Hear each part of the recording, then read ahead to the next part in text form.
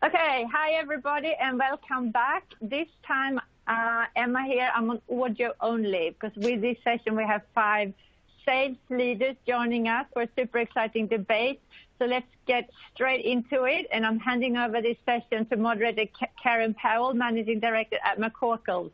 Over to you. Take us through the debate. Wonderful. Thank you so much, Emma. And welcome everyone to this session. We're really excited to have a really fun debate today in which we're going to be debating the future of sales.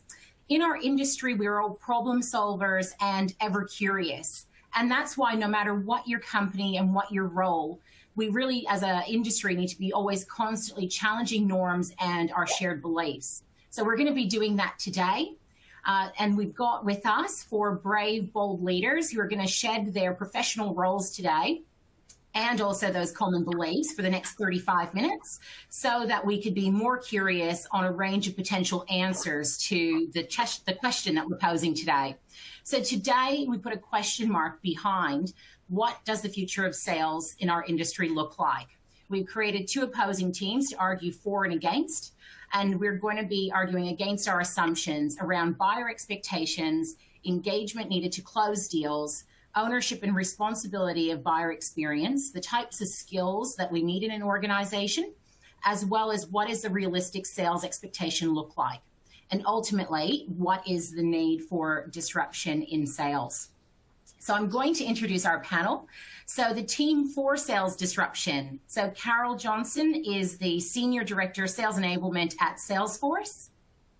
We also have on the team for sales disruption, Amanda Newton, Sales and Marketing Lead at Intuit. On the team against sales disruption, we have Fraser McNaughton, who is the CMO of Sales and Marketing at Grant Thornton, and also the President of ICON, which is the B2B Marketing and Sales Association. David Bell also joins us on the team against sales disruption, and he's the Executive GM, Partner Sales Global at Xero. Wonderful. So the way that this debate will work is that each speaker will be given 4 minutes in order to share their arguments. And then as an audience, you will decide who will be the winner. At the end of the closing arguments, we will have a quick Q&A. So please do, as we're running through the debate, write your questions in the Q&A box. And at the end of that, we will then go to a live poll in which you're going to be able to vote for or against the argument. So let's actually get started. So our first speaker on the team for sales disruption is Amanda Newton. Amanda, would you like to give your first argument? Certainly can. Thank you very much, Karen. So my grandfather made his life as a salesperson at a high-end luxury furniture department store. Crisp starts, shirts and ties, sleeve rings and pocket squares, working for a manager you only knew as Mr. and never by first name. So back then, sales was all about the art of conversation, connection, unwavering customer service and exemplary product knowledge. Our debating colleagues here will want you to believe that the essence of selling hasn't changed. I'm expecting they'll also have you believe that you can still measure a sales manager by the thickness of their carpet in the office, the size of their desk, and the volume of their car's engine. You see, our esteemed colleagues here certainly aren't going to be wrong, but their argument will be akin to saying that the ancestry of birds makes my kid's budgie a feathered lizard. You see, I'm sure we'd all agree that it'd be a drastic oversimplification of an extraordinary evolution. Carolyn and I know you don't need much convincing. As you virtually dialed in here today, you don't need to be told that there's evidence of change in our everyday lives. What we're going to convince you of is that the unwavering assurance that the tidal wave of disruption and progress is still yet to come. So let's level set. What's different? What's changed? For me, it's the pendulum of what was art through to now is what recognizes more of a science. It's a recipe of 1 part data, 2 parts tech, and the pinch of the acceleration of pandemic pivoting during these unprecedented times. Whilst it's still early days, it's fair to say that all selling now is inside selling. It's becoming increasingly likely that traveling extensively and being on the road is something of the past. Post-COVID, it's going to be prudent to plan that it'll continue to remain difficult to get on site with people, and many buyers will simply find it easier to push back on people coming to visit on location. In this digital-first world, sellers will need to get good at engaging virtually before engaging physically. It's looking likely that you'll only get to engage physically if you have a compelling point of view or a value proposition. Let's remember, data and tech developments aren't just changing how we sell, but they're also changing how our customers buy. Nowadays, the modern buyer has more information at their fingertips than ever before. The ease of access to real-time and relevant data, customer feedback and ratings, competitor comparisons have never been experienced with this type of ease or volume before. And often, buyers don't even have to work hard for it. You know, they say the best way to get a cracking holiday deal is to Google your preferred location, maybe look up a flight or two, and then simply wait for the best deals to come your way by the magic of cookies and targeted digital marketing. These are the times we're operating in. Sellers today have to lift their game and have genuinely valuable insights, unique industry points of view, clarity about a buyer's personal point of view, and be able to draw a compelling line of logic between their customer's customer and your value proposition. Otherwise, you're now a commodity. In most instances, we don't want to allow ourselves in most instances, we don't want to allow ourselves or our solutions to become a commodity.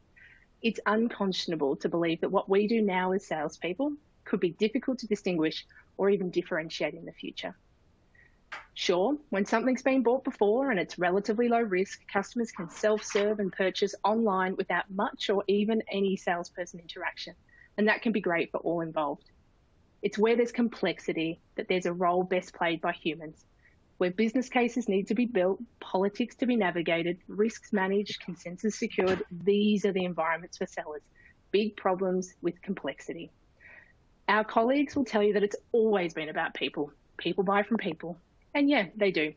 Nothing builds trust and authenticity more so than human connection. Great salespeople still require commitment to hard work, stringent routines, a well-crafted discipline and ethic. It's still about attitude and capabilities, but it's of a different sort.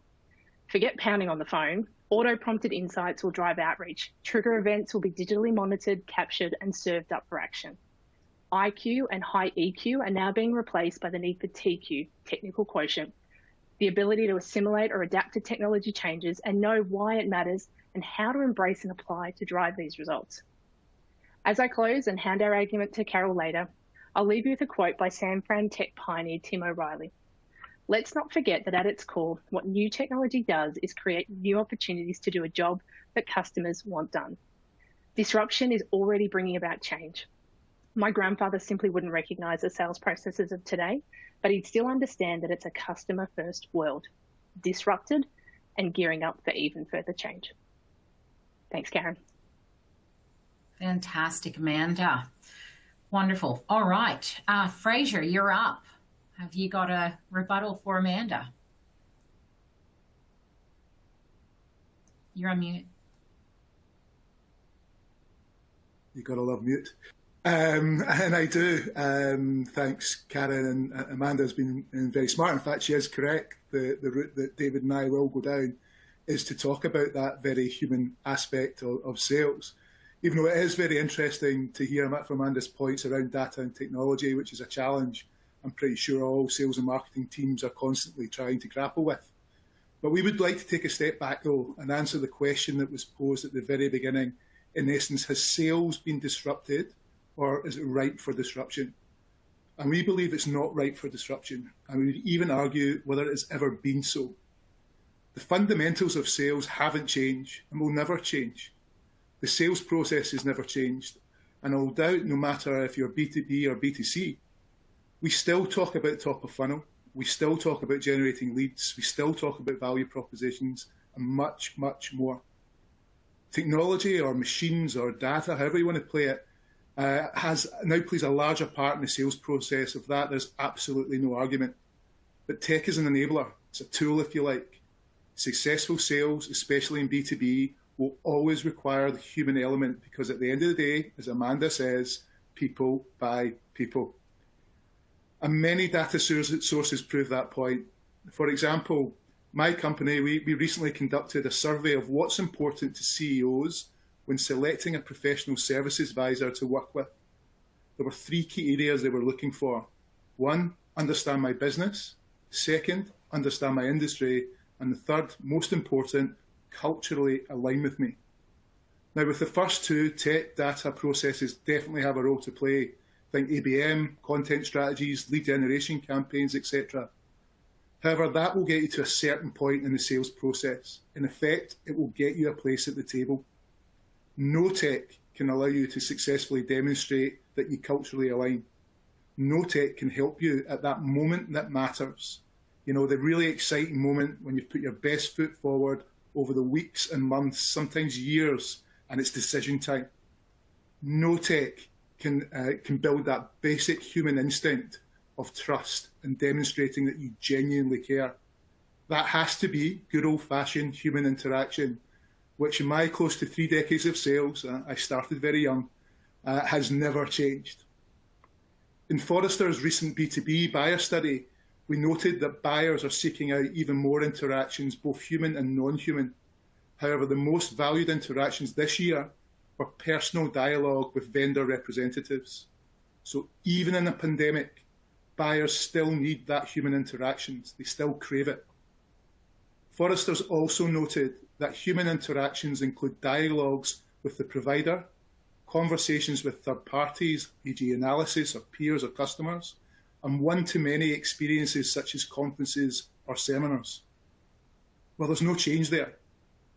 They also note that an average B2B sale, a minimum 7 non-human and 7 human interactions are required to successfully close a deal. 7 human interactions, that hasn't changed either. The tech, the machines, has just enabled us to do the non-human easier, enhancing, in effect, the human interaction. We hear constantly of new age of sales, when in reality, sales has never changed. The technology, the machines, the data that supports absolutely has and will continue to develop and do so. Tech has made the sales process a lot easier in places. It has removed many pain points. I go back to my early days of cold calling, the butterflies in my stomach as I reached out to people I didn't know, which was painful at times. And realistically, my conversion rates were incredibly low for the effort I was putting in. Now, in effect, we automate the cold calling process using lead scoring algorithms in its place. But here's the question.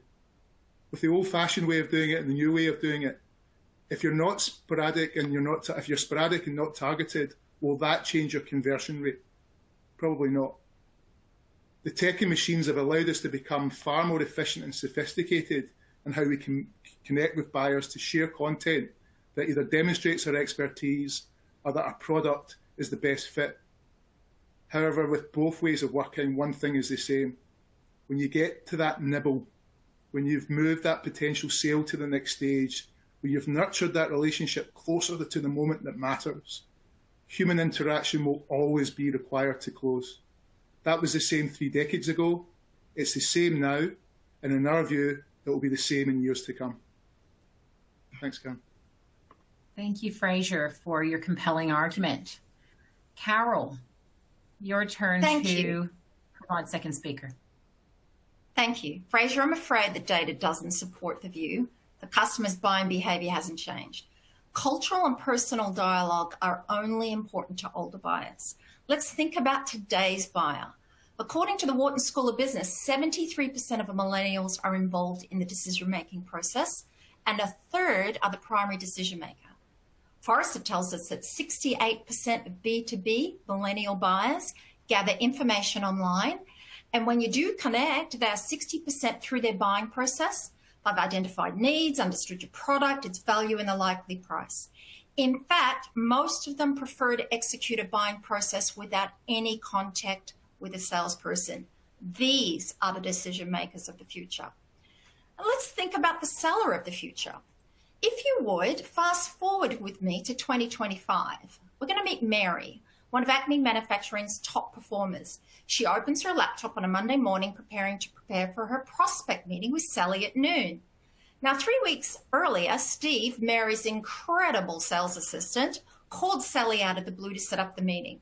Mary scans his call script. Mary knows Steve's Aussie accent is pretty easy to understand, and he's handled Sally's questions well. She sees that after the call, he sent an email thanking Sally, sent the invitations, a LinkedIn connection request. He's updated the CRM with activity notes and created a stage 1 opportunity. Now, for today's meeting, Steve set up a hyper-personalized buying persona for Sally, included a summary of her personality style, her values, personal interests, career successes, and common relationships for both Mary and Sally. He's also included Sally's likely performance metrics, recent announcements, industry trends, with commentary from the experts most relevant to Sally. Mary reviews the agenda Steve sent yesterday, and she's pleased he's included a couple of customer success stories that are relevant. Looks like Steve's done everything he can to ensure that Mary nails the call. Now at noon, Mary launches the Zoom call. Steve is monitoring the conversation in the background and transcribing notes. And during the meeting, both Steve and Mary use the side screen to engage behind the scenes, tracking the meter that displays engagement based on Sally's body language, facial expressions, tone of voice, language being used. Steve prompts Mary with the next best question to ask, reminds her to talk less, pops words and phrases on the side screen, and suggests the most relevant examples and case studies. After the call, Steve coaches Mary's tone and pace. Mary, how did you feel about how the call went? And then he gives her feedback on eye contact, body language, and words that resonated most with Sally, and those that, well, not so much. Now, even though Steve is subordinate to Mary, she trusts him completely. Steve then adds their meeting scores and comments into the CRM, updates the opportunity, moves it to stage 2, assigns a deal value, and close date. Who is this dream come true sales assistant, Steve? Sales Team Enablement Virtual Entity, Steve, is a digital virtual sales assistant. Steve doesn't arrive late, doesn't complain about workload, targets, competition, territory, or comp plans. Steve can actually write, follow up, and work 24/7, doing everything in this scenario and much more. Steve uses analytics to identify prospects by monitoring thousands of trigger events. He makes outbound phone calls, has relevant conversations, sends emails, texts, writes letters and social posts, and schedules calendar appointments. He updates the CRM, adjusts forecasts, highlights risk in deals, suggests the next best steps, then finds the ideal reference sites and tees them up for prospects to evaluate. Do you think this is some ridiculous fantasy? Every single technology in this scenario exists today. Some of them used by the company I work for. And they're all documented in this book by Tony Hughes, Tech Powered Sales. Digital selling will evolve just like every other business application, and it will do the work of 3 sellers, much of it far better. This is the future of B2B selling, disrupted today and with profound disruptions ahead of us. Thank you, Karen. Thank you so much, Carol, for presenting your argument. It would be good to get a recap of Steve a bit later and what that stood for. I think, David, if you can now provide your second argument for the team against disruption. Carol, thank you for telling us that B2B decision makers are here and in the millennial age and have already expected and have the ability to research and pretty advanced engagement in market already. What you've confirmed is that disruption has already occurred. So thank you for that.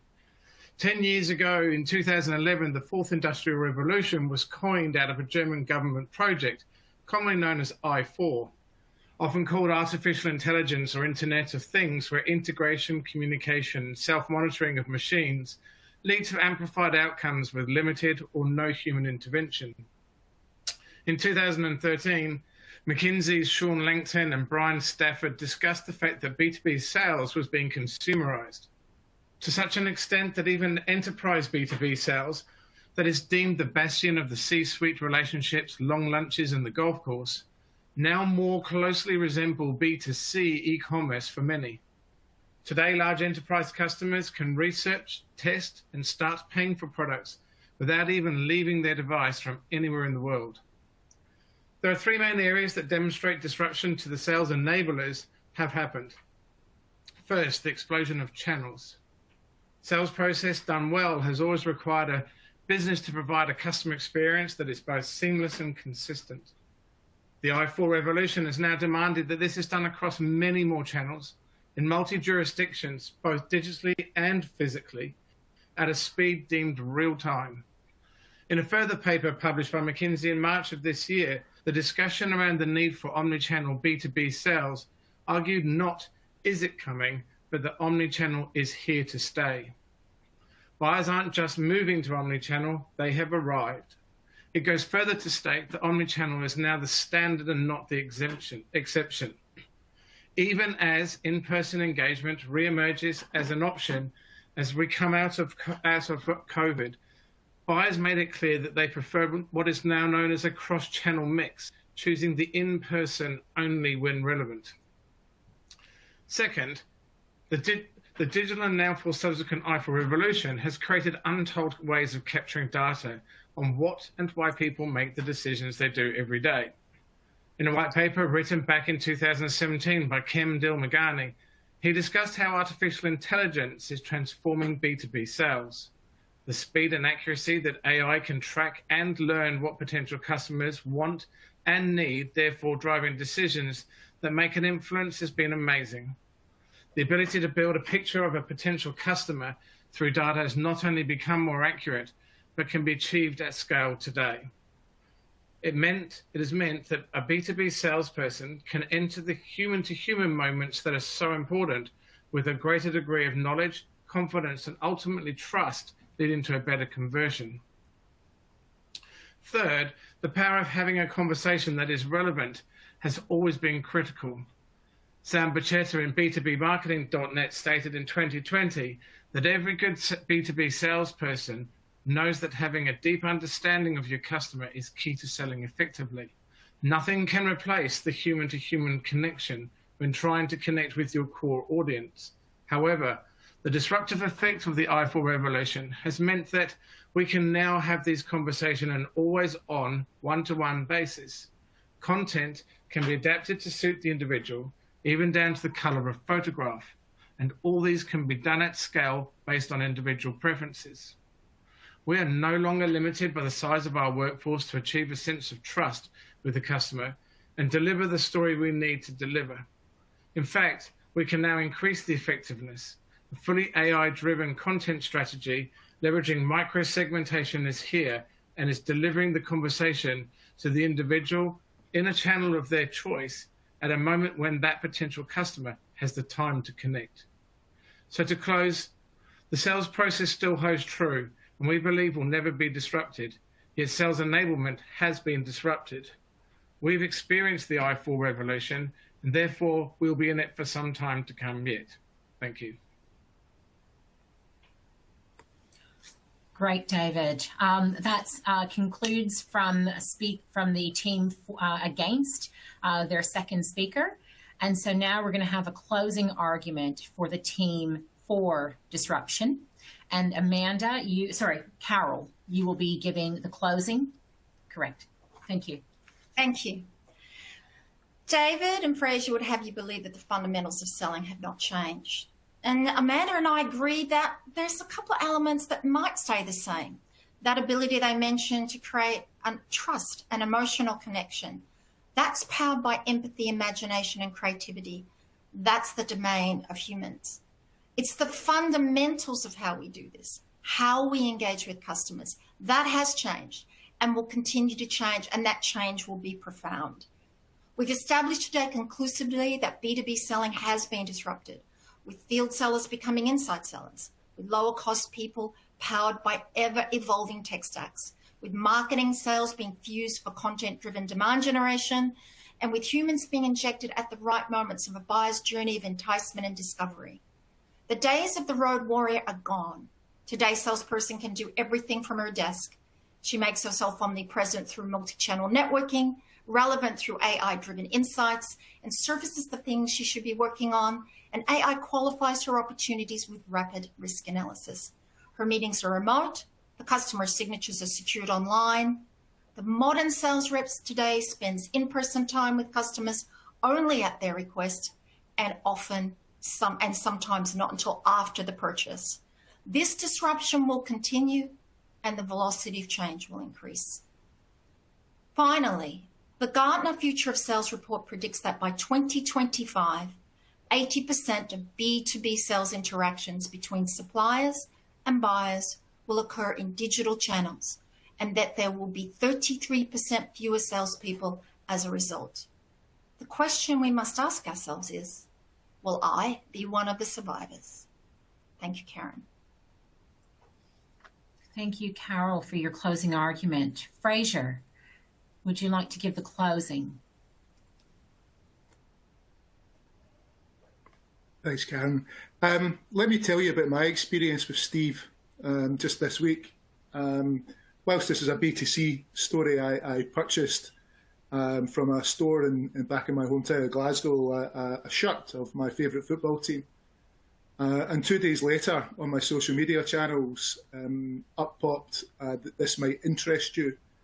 And it was a shirt from the opposing team in Glasgow. And if you know Glasgow well enough, you're definitely one and you're definitely not the other. Now, I don't get offended, but many would. But I sent a cheeky note back to the store and said maybe I should be shopping elsewhere for my football team's shirts in the future. And I got an interesting response. I actually got an email back from the store asking to call me to talk through the experience, just showing that human interaction is required when Steve doesn't work properly. However, I've really enjoyed the debate today, and really interesting as well that Carol brought up the Tech Powered Sales book, because I also have read it and read it a couple of times.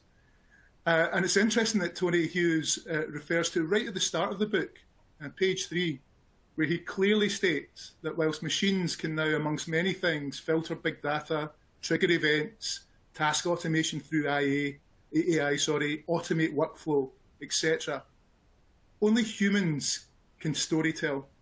Only humans can garner belief and trust, can manage ambiguity, can display empathy and insight, can create emotional connections, can show imagination and curiosity, can demonstrate creativity and innovation, can navigate complex politics, can help build those business cases, and can mutually define vision and consensus, and display that most human of traits, fun and humour. All of these human interactions have always been critical in B2B sales success, and demonstrating them well is what can set you apart from your competition. It has always been that way. It will always be that way. The beauty of MarTech Sales Tech Explosion is that it removes and enhances many of the touch points as you navigate your way through that sales funnel that has never changed, giving you far more time to focus on the personal interactions that matter the most. So in short, bringing it all together, Carl Benz in 1886 commercialised the internal combustion engine, invented 10 years earlier in 1876. Steam engines were still being used at scale well into the 1930s. We are now, as David said, we are now 10 years into the I4 revolution. Is there scope for improvement? Absolutely yes. Just like the original engine from Carl Benz is still being refined today as electricity and hydrogen take over, there is scope to adapt and improve B2B sales, just like Steve. But there's no sight today of the next revolution in B2B sales. And even if there was, would the sales process be disrupted when it hasn't been before? We think not. Great closing argument, Fraser. So thank you, both teams, the team for sales disruption and the team against sales disruption. We're going to go into Q&A now, so thank you for those. And if the audience could please consider all of the arguments that you've just heard. After the next couple of questions Q&A, we'll then go into a live poll, and you'll be able to see the poll results live on screen. So please do consider which team you feel did a better job in arguing the point here. So the first question is really just around the change in skills. So as we look at disruption, is there a change in the skills required for the sales org? And I might just throw that question. There's a couple of you that have the, would like to probably answer that question. Who would like to go first? I'm happy to take that. Thanks, Karen. Correct. I think the skill that we're seeing emerging, which is most critical, is data literacy.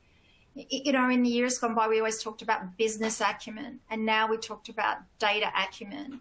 It's about our sellers being able to look for trends and patterns in data that they can use to help their customers. And using things just even like Google Boolean search to surface trends and insights to incorporate in their points of view. And what we have to do is we have to teach our salespeople to be able to read, write, and communicate data in context. Thank you, Karen. Thank you. I can take an David, answer to that if I can. Yeah, I think what we're trying to say here is, has it already been disrupted, which we believe that the enablers have, and therefore is there a refinement that needs to be done? So the fact is, I think, the essence of the ability around data and where you're at has already arrived. And the skill set that the people have to have has already required to change. It was 2011 that this sort of AI and data-driven, in fact, the digital revolution, which is the i3 revolution, occurred in the 1980s. So we've been well into this space for a long, long time. So the disruptions has occurred. And the skill sets that are required to go forward, we're already adapting and building within the system. Most of us, or a lot of us, use CRMs like Salesforce today. And so this has already occurred. And so my view is that the skill sets that we require, we're developing today because the disruption has happened. Okay, thank you for both of those answers. Just around buyer expectations, there has been a lot of discussion today around the change in buyer expectations. I think it would just be a question around just clarifying your points around the buyer expectations at the end when the deal needs to be closed and the responsibility and expectation of a client at the point of deal closure. So who would like to cover that as far as the role of sales at the point of deal closure? Go ahead, Fraser. Yeah, I mean, this is where I feel it's been consistent. A lot of the stuff that we're discussing today around the tech, the vast majority of what we're saying there is that nurturing the sales through, is that, the initial point of interaction. It's nurturing the sale through the funnel that's always been there. At the end, I'll go back to what we said earlier, that human, and B2B, that human touch point where you're really getting to the nitty gritty of what it is that's going to get it over the line.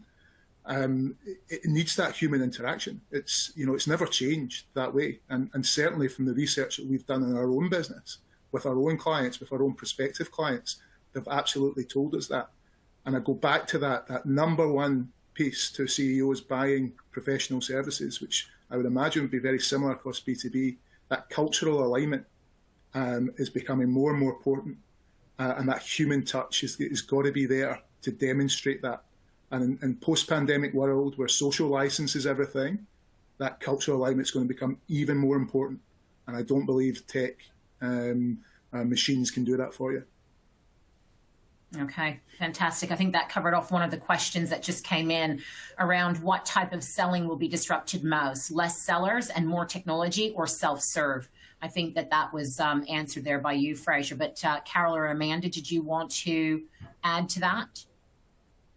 Yeah, I think, Amanda, you jump in here because you did mention this. Depends on the complexity of the buying process, the amount of risk.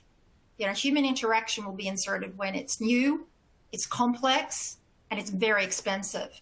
So for things that are less risky, we've done them before, less, if at all, involved in the buying process, especially at the end.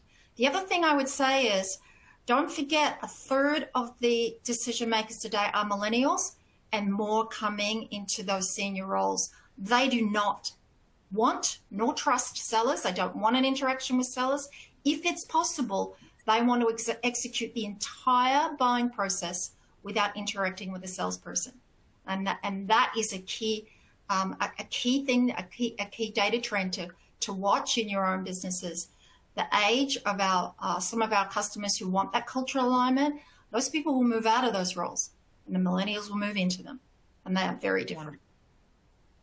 Thank you, Carol. Well, we're going to go to the live poll now. If we can have the poll launched, and if you guys would please vote, and it will be a live vote. We'll give it 1 minute. We've got 1 minute left in the session together today, and we'll be able to see the live response on screen as to who will win. The team for sales disruption, that it is still to come, or the team against sales disruption, that it has already occurred. Excellent. So we'll just give that a couple of minutes, and then we will see the live result. Excellent. So we have a result, and the result is that disruption has already occurred, and that, yes, the team against sales disruption, based on the audience results, has won this debate. It was still close, 66 to 33. congratulations to the team against sales disruption. Thank you, everyone, for participating in this debate. I know Carol and Amanda, you guys put up really, really strong arguments. I think that there'll be a lot more discussion to come, both on social media and within the conference itself today. So thank you again, all of our panel, for participating in the debate, and also to the audience. Thank you, Karen. Emma back here on audio. I love this debate. Great job, everybody. Yeah. And we could have gone through so many more questions too, but really great debate. We have to jump into the next session, which we're going to talk, which is really, really good for marketers too to attend as well. It's how to coach your SDR to be the ultimate growth engine in a hybrid workforce. So thanks again, and I'll see you all in the next session. Bye, everybody.